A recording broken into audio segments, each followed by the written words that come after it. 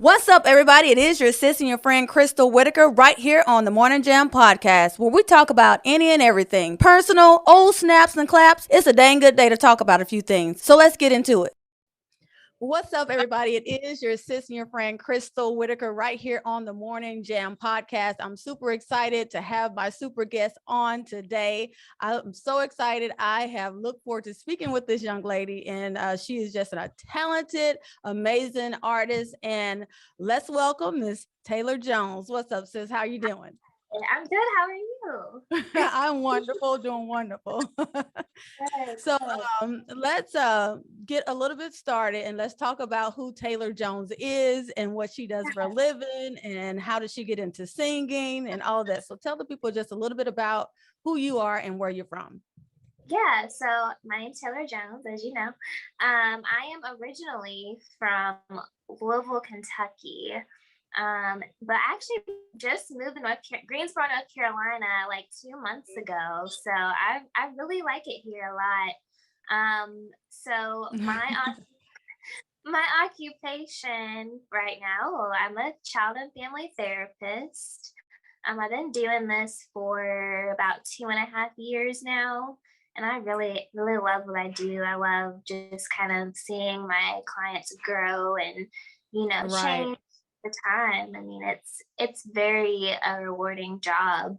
Um, as far as like my music, Mm-hmm. I did not think it would take off like this, to be honest. Mm-hmm. I initially started singing when I was in seventh grade.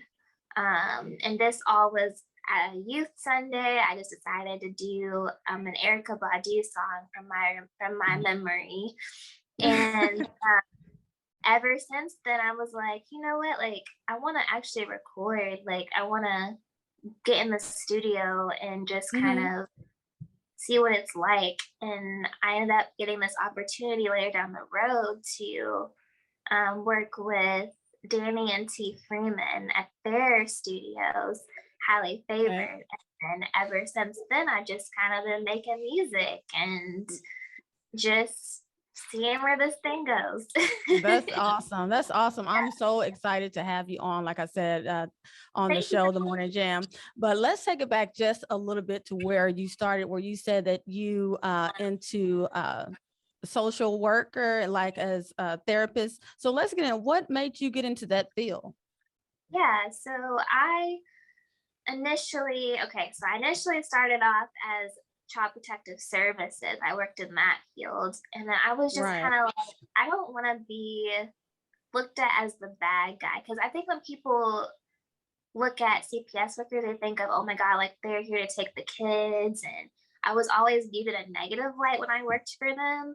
So I was like, you know what? I want to be in a job like, or in I want to be in like a occupation where it's more so like I get to see the growth in clients. I get to see the more positive side of the social work. Right. Yeah. And Yeah. that's That's awesome.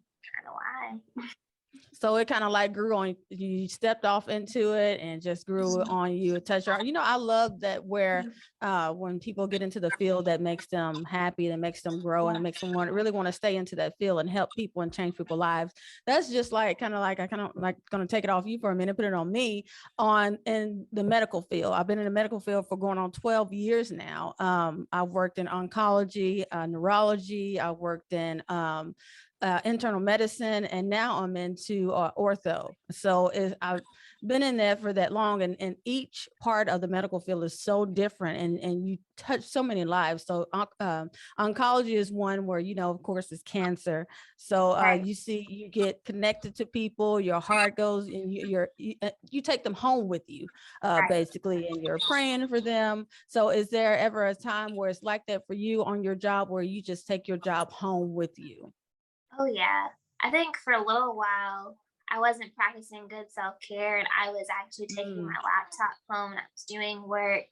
I was taking on people's problems and kind right. of blaming myself for like why they weren't succeeding. Like, oh my God, I must have did something on my part that, I could have done better and they wouldn't have Yeah. beat in the situation. So Yeah, there's been several times when I have brought my work home, or I've, you know, thought about things and it kind of got to me, and I still kind of do it. But I'm a little bit better at it now, not bringing my work home. But yeah, I definitely have. Right.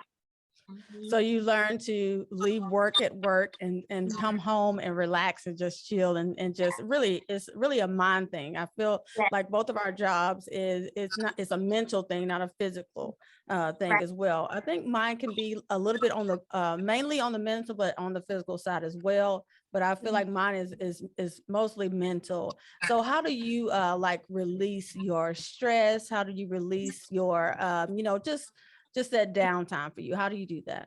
Yeah. So with my downtime, I'm gonna be honest. I watch Lifetime movies, Yes. and Yes. that's that is, like, people say that's like, what, it's like work. Like, it is kind of like work, but I don't Yeah, know. It's just, it's so, I don't know, relaxing to me just to kind of see like mystery stories. But not only that, absolutely. not only that, like I enjoy hiking. I have gotten into my sound bowls. I do that at home. And I love doing my yoga. I do my yoga videos.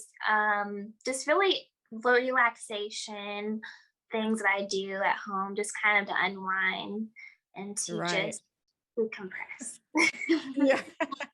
I love that. I'm actually like thinking on what I do Mhm. to just really relax and really Yeah, just decompress. For me, is really just basically talking with my boyfriend and yeah, watching movies with him, and mainly talking. Like when I get home, I talk all day. But when yeah, I get home, it's more like when I hear his voice and just relax and just chill. I think that's what really motivates me and just calms me down and just relax. It's more like a, oh, okay, yeah. now let me just, when you just have that special person, that's how I feel, I guess. Oh, yeah. so, Right. so I know for me too, you spoke about yoga, Yes. not my cup of tea. I tried hot yoga and Oh, oh my gosh, Taylor, it was like the worst thing in my life. I would never do it again. it is the worst thing, but eventually, like, once it's all done, it's like, whew, like, it's done. So But have you yeah. tried hot yoga? Oh yeah, I love hot yoga. I haven't been in like a couple months though. Oh my gosh, I don't see how you do it. I mean, I can make it. I mean, if I could just come in at the end part where they put the cool lavender towel on your head and just That's the part. That is the best part. absolutely. Okay, Yeah. so you talked about being in church. So you've been in church all your life? Grew up in Yes. church? Yeah. So my dad actually, so growing up, I grew up Baptist, and my dad was always a minister in the church. But now my dad's actually a pastor, and he has his own church in Louisville, Okay. Kentucky. So, yeah, he's been doing that for over 7 years, if I'm not mistaken. So he's been doing it for quite a bit. That's awesome. My mom is a pastor, so we're both, I guess you could say we're PK kids, but my mom Yep, hasn't been a pastor very long. She has, but not very long. But I guess we can say that we're both PK kids now. yep. I have Yeah, definitely been raised in church all my life as well, like when the doors was open, when there was closed, all of yes, it. So yes. so what part of growing up in church has really kept you along to make it to your age and just help you along the way? So what part of that has blessed you? Ooh, um, honestly, so my growing up, like all the churches that I've attended was really family oriented, very like Hmm. small. And I think that just being in that family environment and knowing that you have like that person like there all the time, like it's someone that Hmm. you can depend on, and when you have that close knit with your church members, you feel comfortable in going to church. You feel comfortable in being yourself and Hmm. opening up. And I think that has kept me in that, in church, of course. Of course, my faith in Right. that with God, but also just having that bond with that close knit with the church members is also important, because you don't want to be in a church where Right. you don't Yeah. like family, like you feel like you're just kind of an outsider. Right. Yeah, I definitely feel like that is a piece that has definitely kept me along the way. So Taylor, I'm going to tell you too. I grew up in family oriented as well in the church, and a small church as well all my life until now. I've actually I'm in Atlanta now. My family is back in Arkansas, so I'm in a bigger church now, and I just feel I've missed out on some things being in a family oriented church growing up. I just feel like I've missed like connecting with other people. Not that we deal with family, it's just so different for me. Do you feel, are you in a bigger church now than you then was at home in Kentucky? No, in Kentucky, I was in a very, like, it's about 50 members, but Okay. So what about now? What about now? So now that I moved, I still attend my church back at home. Like, we have online service. But here in North Carolina, there not many churches are in person. So I just kind of I've been doing my church at home back in Louisville, Kentucky. So yeah, it's definitely a close knit kind of church, and I love it. I understand. Now for me, I'm gonna make sure I clear this up because I don't want anybody thinking like, oh, she just hate her family home church. No, it is that I just feel like I love my growing up church, a small oriented family, but it just feel like me personally, this is a personal thing for me. I feel like I've missed out on. I can't really explain what that something is, but I definitely missed out on some things. Like I guess one communicating with different people. Of course, there was different people in my church home other than my family, but it was mostly family in my church home. But I think that that's what it is for me on my side. It was like connecting. It's like I can't explain what the difference is, but I love both the small and I love the big church that I'm in now. I just really appreciate the different ones because they have so many different things, like activities and different things like that. Not that we didn't have activities, it's just more. So I just feel like it's really different, but I feel like I have missed out on something like from my small grown up home church to where I am now. They have two services different. So I just feel like it's amazing. So for you, I know that you grew up, moved from Kentucky, now you're in North Carolina. What made the drastic change? Yeah, so I actually moved because of my job. And honestly, I was going through a period when I was living in Kentucky where I was like, I want something different. Like, I want a new environment. I had just gotten divorced, and I was just kind of like, I need to just get out. I need to be my own person. Not that I wasn't my own person in Kentucky, but I had family there. So I was always attached to my family. And I felt like this is my time to really grow up and be my own person.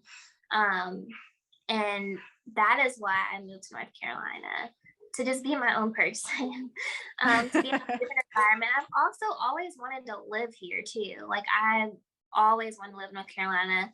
I was very intrigued by North Carolina A&T because I've always wanted to go there, and that's where I will be going in the fall, as I'll be pursuing. Congratulations.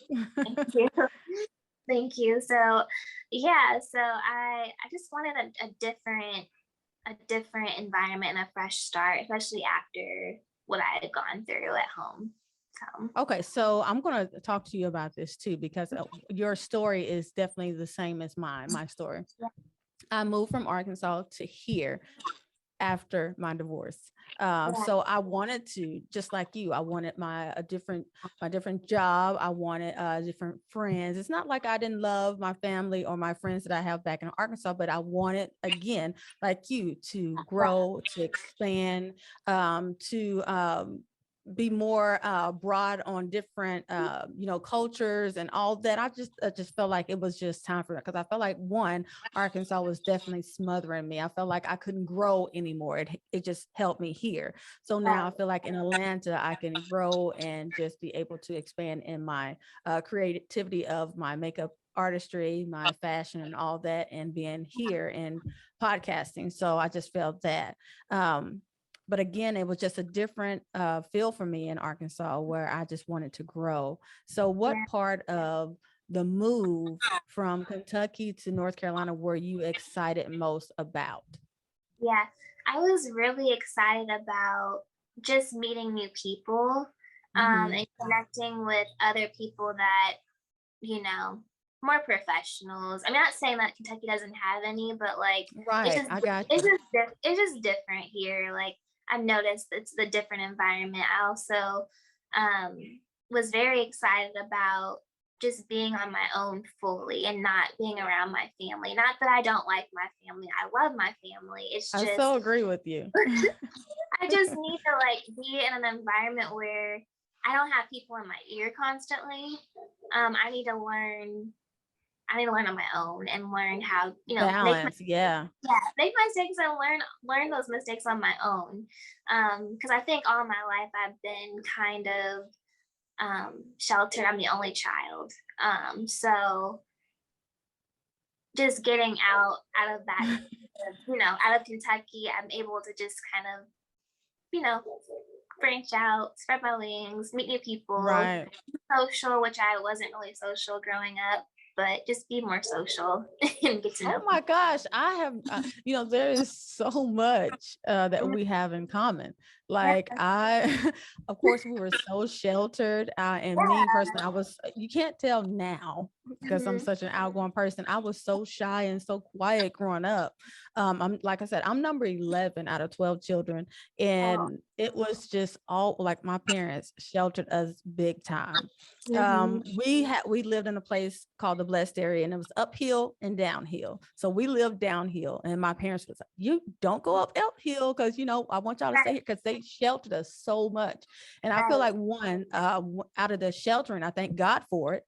But and it taught me some things, yes. But I feel like out of that, it just really how do I say that?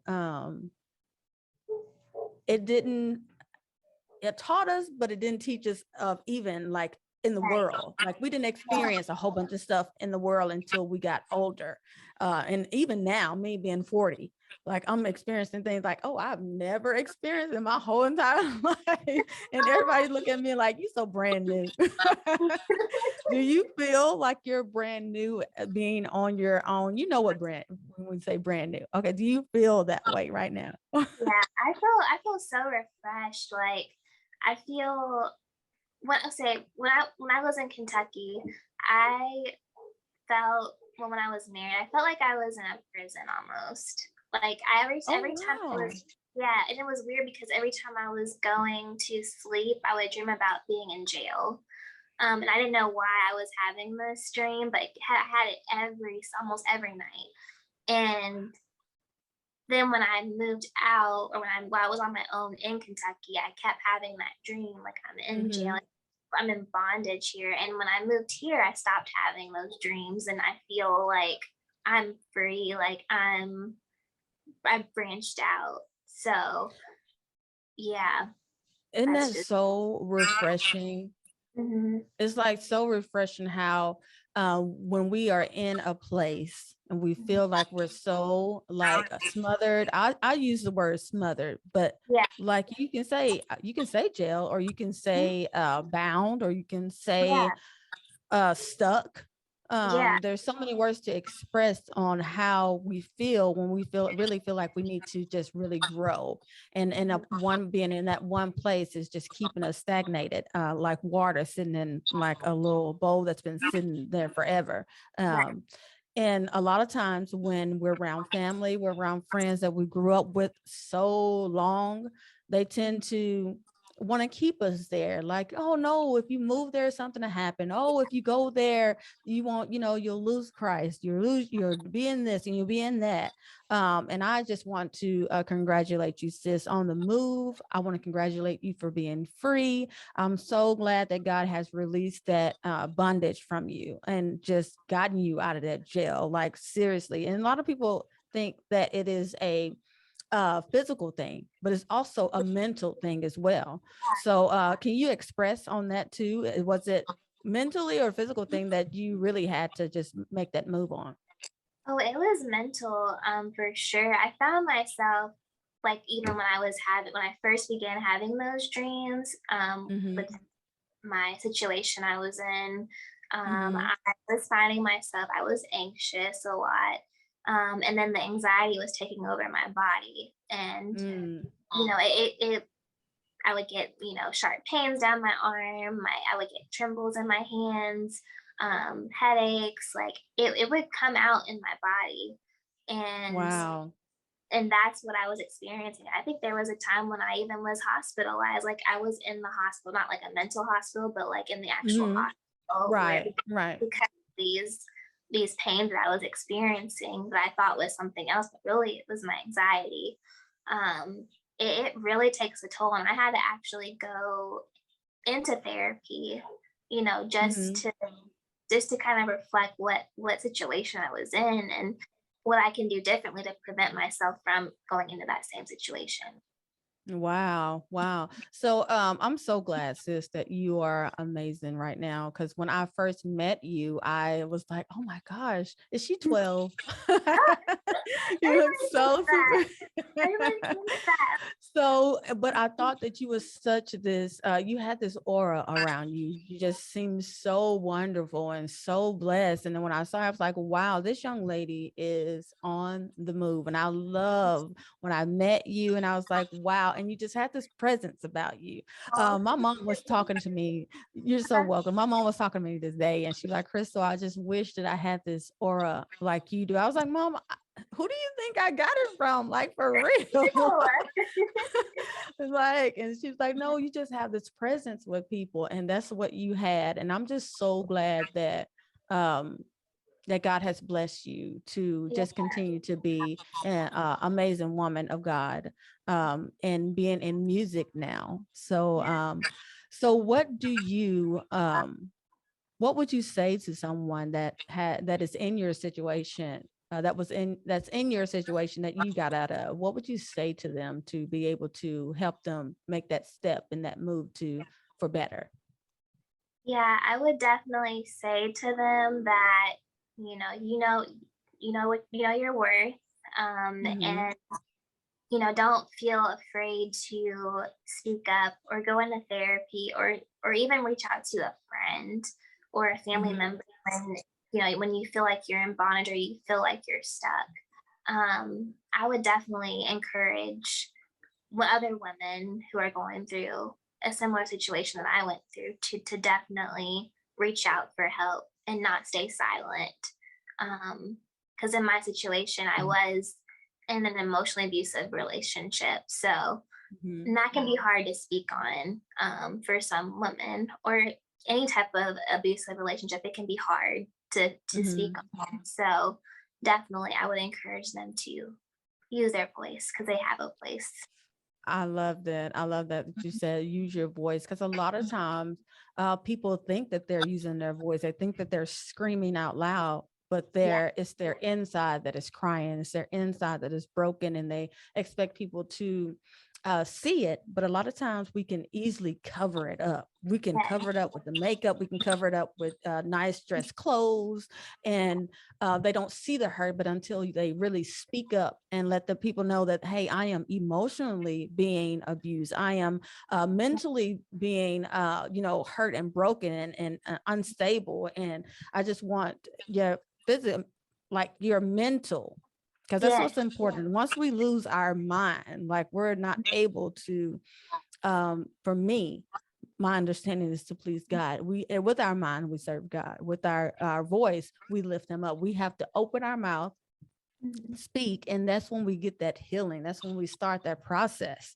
And I just love that a lot of us, even in the Black culture, we think that therapy is not for us, to make us better, to make us get to that 100%, back to our norm. But I right, want to let the Black people, come on, you guys, you can go into therapy. It won't hurt you. I promise you. Like, listen, I have a mentor now that I am going to start speaking with, and, just talk about different things spiritually and mental and naturally on, just about me personally. And I just love that for you, sis, that you made that step. You made Yeah. that, you recognized that it was okay to start that process. So thank Oh, you for doing that, because looking at you now, you don't look like what you've been through at all. you. Yeah, no, I definitely don't, just I think a lot of women who are in those situations, like those marriages, like they feel Hmm. like, oh, I can't leave this marriage because I made these vows to God. Like, yeah, you made those vows, but you're not in Yeah, a situation. So I just, want to encourage anyone who may feel like they can't leave, they can. absolutely. Absolutely. So let's get into, and thank you for sharing that, sis. Let's get into the artist of you singing. And so what started you to sing? What, Hmm. even first, how did you even know that you can hit a note, girl? I think it was like seventh grade. I know it was seventh grade because I was rehearsing for a youth Sunday event that we were having at my church. And I was like, you know what, I'm gonna sing Erica Badu. And I did. And the drummer that was like rehearsing with me, he was like, what? You sound just like her. No, I don't sound just like her, but I, I was trying to. And yeah, so yeah, that's kind of when I realized, okay, I can probably do this thing more often. Absolutely. So why did you pick her song? Yeah. I first and foremost, like I grew up listening to my parents listen to Erica Badu and Molly's neo soul artist. And I was Got like, you. yeah, she's very her music is just very relaxing to me. Just very like ride around with your window down on like on a summer evening kind of vibe music. So I really just enjoy like her whole overall vibe. And she's very deep, and a lot of the words that she puts in her songs she really thinks of, and she puts a lot of thought into it, and I just love that about her. Yeah. So what is your favorite Erica Badu song? Wow, that's that is a hard question because there's so many. I would have to say On and On. On and on. See, can you sing that a little bit? I put you on the spot. You don't have to. You don't have to. Well, So see, what song did you sing at the event that you were talking about? Was it like you said in the 7th grade, 12th, when you're yeah, it 12? was a When was seventh that? grade. So I was and I actually sang Bag Lady. Actually, that's what it was. Bag Lady. I was That singing, got you. I translated, like I transformed the words into more like of a gospel, like more Got you. inspirational kind of. Okay. That's cool. I tried to put you on the spot. Well, I did put you on the spot a little bit, Well, but I mean, it's okay. That's okay. So I love it. So Erica Badu, I can see that.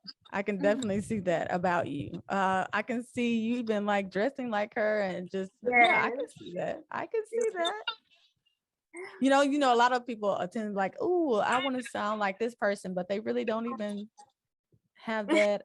I don't know. I That, guess that aura about them. yeah, yeah, But I see that about you. Yeah. Yeah. So, so what song have you written songs and everything like that too? So what is your number one favorite song that you have of your own? well, so the so I literally just got into like the writing phase of my life Absolutely. because I had my manager write for me for a little bit. She still does, but she's been pushing me to write on my own. So that's what I've been Mhm. doing. I would have to say the song that I wrote, it's not on my album, but it is just a cover. It was a cover that I redid, but I created my own words to it. And it's called In Your Arms. And Okay. I'm thinking about doing a visual for it because it won't go on like I won't be selling it or anything, but it will be a visual. And Gotcha. that whole song is just basically like a love song to God. Awesome. Yeah. Awesome. So that's great. So how did you, how did you come up with that idea, just writing a love song to God? What brought you to that point? Yeah, so I was just sitting in my house one night and I was like, you know what? Like I like this song by this artist, but I want to change the words around and make it my own because I feel like since I've moved here, I've fallen even more deeper in love with God in my That's relationship awesome. with Him. And I've seen just all the things that He's done for me and all the things that He's brought me out of. And I'm just like, you deserve a song. Like, Absolutely. Yeah, that's a great idea. That's a Mhm. great idea. So can you, have you written the whole song yet? Yeah, so the whole song it's written, it's actually it's recorded. I did perform it for our virtual concert that we had for my label, and it's actually on my Instagram page. Okay. So if you are wanting to follow me on Instagram, it's Taylor J Music 8_. That is That's my so exciting. Mhm. That is so exciting. I'm so proud of you, sis, that you're out here doing your thing. So what is next for you? What's next for you? Yeah, so right now I'm working on my next album. It is actually called Metamorphose. Okay. So where did that name come from?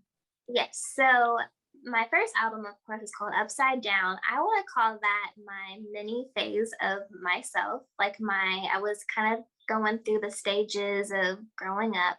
Now, this album Mm, is basically just me being strong, confident. I've evolved and I'm still evolving. That's the whole purpose. Like I'm still evolving, but I'm in a better place now. I'm more confident. I'm more secure in myself. I'm more secure in my relationship with God. Like this is more of like a bam, this is Taylor. Like this is it right here. So it's gonna be nice. I'm And so glad.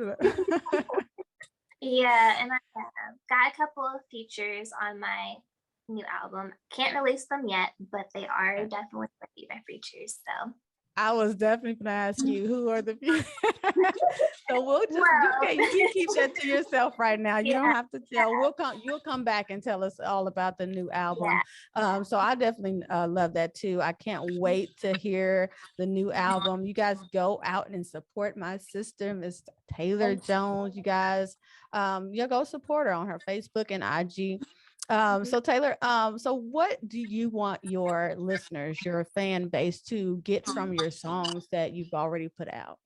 Yeah, I want my listeners to get that no matter what you're going through, you're going to come out eventually. Just keep your Mhm. faith, keep your trust in God. Um, God loves you. God loves us all. No matter if you're a drug addict or you're doing things you shouldn't be doing. Like God loves us all. He'll get us out of whatever we're going through right now. So just be yourself. Absolutely. Be yourself. Trust in God. Have your faith.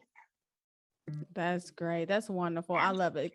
Do you mind telling me how old you are? You look like you're 19. Everybody says that. I'm actually 26. I'm 26. Yeah. That's amazing. I love it. I love it. So Everybody says that. I'll have to come to North Carolina and see you and be like, let's go hang out and just chill, go eat, get something food. Yeah, it's just food. I've never been to North Carolina at all. I don't know if I even, like driven through it or anything. So Really nice. I'm in Greensboro, North Carolina, so like I'm an hour from Charlotte. okay. It's Awesome. Awesome. So what are your parents thinking of you actually now where you were grown up from the Up and Down album? Now you're here, you're moved from home, you have this big platform, you have fans that's following you. What do your parents think about you now? Oh, they always tell me how proud they are of me. They're like, you've grown into such a strong woman. Like they've seen me from the time I was little to the time I got married and what I went through, and then to now, and they're Mhm. just like, wow, like you really blossomed into a strong, like, independent woman. And they also noticed that there's growth in my writing. They're like, okay, like, the way you write now is completely different. Like, it's just new and it's fresh, and it shows that you've grown as an artist and as Absolutely. so they are very proud. They will talk their head off about me. I think that's amazing because my parents, I actually sung with my sisters. We just stopped singing last year.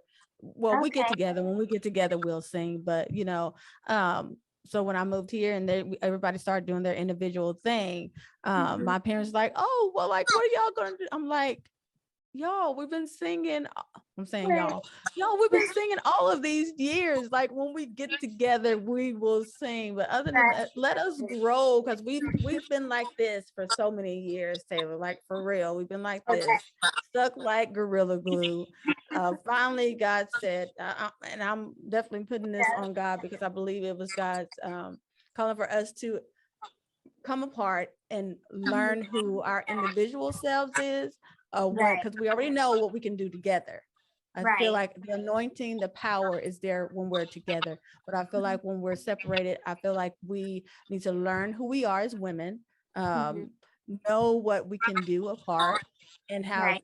that faith in God and just lean on to him and let him and let God know, hey, I can trust you, with me being over here. I can trust Marquita being over here, Beretta over there, and Grace over here, and Crystal right here in Atlanta. So I Yeah. just feel like there's growth in that separation, and then when we do come back together, I think it just be even greater. So Yeah, for I know sure. that with you being from your parents now, that there's so much greater for you, the strength and the power that God's gonna, he's already putting on you, because I see it in your face. There's a difference in you. Like when you popped on, I was like, oh, she looks so different. She looks like a big girl now.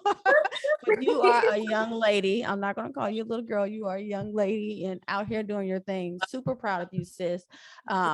So what is your last thoughts right now here on the Morning Jam that you would love to say to your fans that's gonna take a listen to this podcast?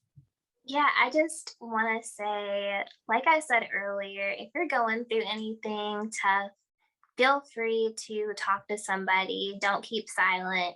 Um, you know, even call if you have to call the suicide hotline number, like, call them, because we've already seen things that have happened in the news and about people. Absolutely. Yeah, so I wanted to just use the number, talk to somebody, use your voice. You have a voice.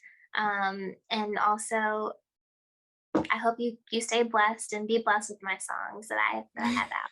So That is awesome. I love it. I thank you for joining right here with your sister and your friend Crystal Whitaker on the Morning Jam podcast. I look forward to coming back on to let us know about your next album. Be blessed on tonight, and I just thank you for joining us. Thank you. So again, let the people know where they can connect with you and get your songs. Okay. Yes. So you can actually find me on Instagram at Taylor J Music 8_. You can also find my music on Spotify, iTunes, CD Baby, Amazon Music, or YouTube. Awesome. Thank you so much. And I look forward to connecting with you again. Be blessed, sis. And we're Thank you. out. Bye, guys. Bye. If you enjoyed this podcast, tune in each week on thinkingoutloudnetwork.com. Be sure to subscribe, hit that notification bell, and share with your friends and family. Until next time, peace.